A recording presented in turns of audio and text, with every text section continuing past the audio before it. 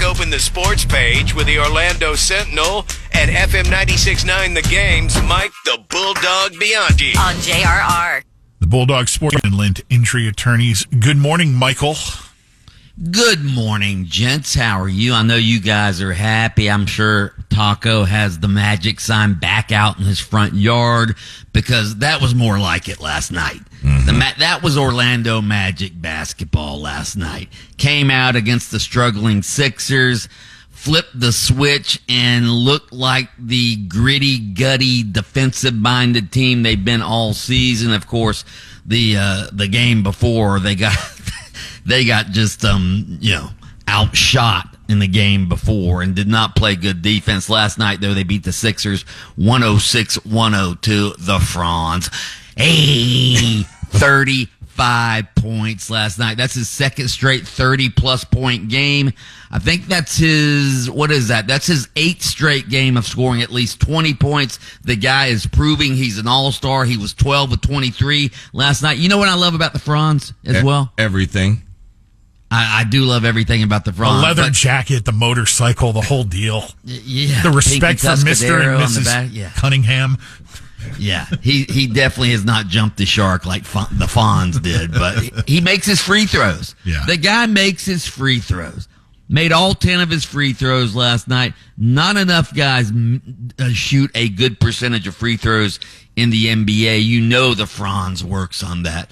So good for him. Hey, you alluded to it, but to be fair, the 76ers are quite depleted right now. So yeah, and also you alluded to the sign in my front yard.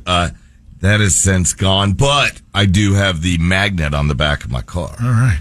There you go. Right. There you go. Speaking of the NBA, hey, Lakers, how did that taste? Huh? How did that taste?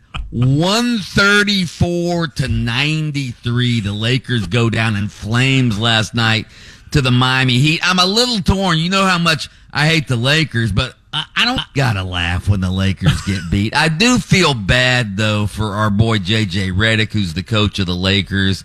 Lakers are not playing well right now. They started out good, but I think they've lost 6 of 8, and they've lost those 6 games by an average of 22 points per game. So they're getting absolutely emasculated out on the floor. Yeah, it couldn't happen to a nicer bunch of guys. Yeah, and you know what's even better with that loss last night is that it's LeBron's former team. That's right, the Heatles. 41 points. Jesus, man. Let's put that in football terms. Would that be like a 63-0 drubbing? Yeah. Okay. I would say it would be worse. Really? Okay. All right. I'll take that. Yeah. Anyway, the UCF coaching rumors are out there. Lynch texted me yesterday, hey, have you heard the John Gruden rumor about John Gruden? I don't buy that. I don't buy it at all. I don't buy any of it. I mean, there were a lot of reports yesterday that UCF had reached out to Lincoln Riley of USC. Why in the world would he leave USC to go to UCF? Well, he's struggling at USC. They were 6-6 this year, but he's got $53 million left on his contract. I don't think he's going to walk out on $53 million to take a $3 or $4 million a year job at UCF. Not that UCF's not a good job, but come on now. And do you see John Gruden wanting to deal with the realities of the portal and NIL? No. Yeah, but he'd hire somebody to do that stuff. Although John Gruden, if he wants to get back into coaching, he's going to have to get back into coaching. I mean, right? It's not So I wouldn't object to them hiring a retread coach like Jimbo Fisher or Dan Mullen, who's hungry to get back in. I don't know about John Gruden. He hadn't coached college ever. Since the 1980s. I saw Mullen yesterday and in an interview, and he's like, "Why would I leave this?"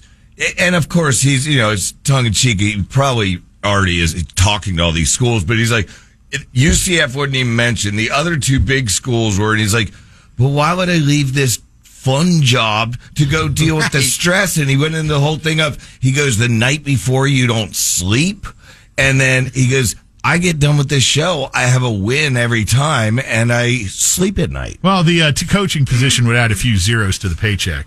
Yeah, but Yeah. he's already got zeros, you know? Yeah, he's made a bunch of money in investments as well. I wrote my notes column today at Orlando Sentinel.com. You can read it, by the way. I compiled a list of the UCF coaching candidates. You ready for it?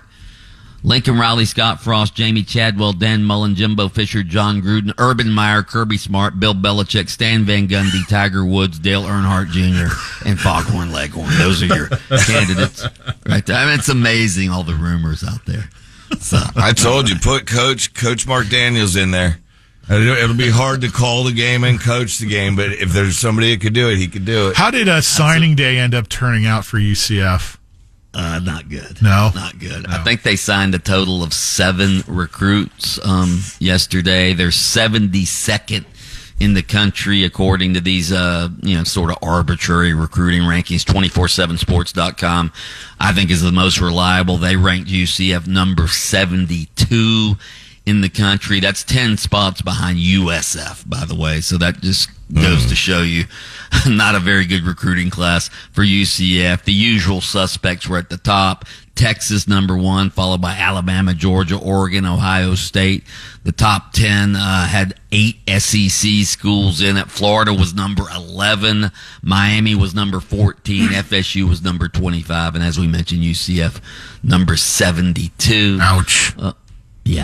Yeah, not good. What else do we have? If we get a solid coach here at UCF, then all of a sudden people start, transferring. You have to have a coach I know. to recruit. It's no question about that. Hey, real quick, Thursday Night Football tonight, we got a banger with the Packers and the Lions, Bulldog. I know. That's in Detroit. I think Detroit will probably win that game. I'll be out ahead of the game, pre-partying with Bud Light, coming to Brevard tonight, Cocoa Beach Fish Camp there on nice. on North Atlantic. 6 to 8 if you want to come by. We'll have some goodies. Stomping grounds out there. I used to live over in Satellite. Oh, yeah, I heard you and Shot Doctor used to hang 10, huh? Oh, absolutely. Calhoun Kelly was in Slater. that We'd go one. surfing with Kelly Slater all the time.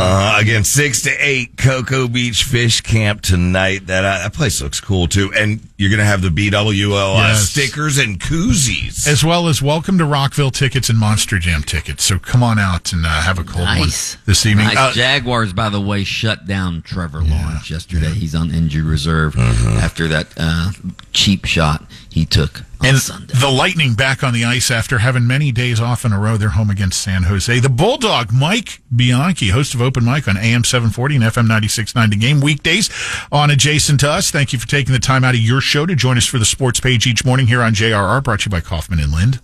Listen to Under Oath with attorney Jeff Koppman every Saturday morning, 7:30, FM 96.9 The Game. Catch extended versions on your favorite streaming platform. Lynch and Taco on the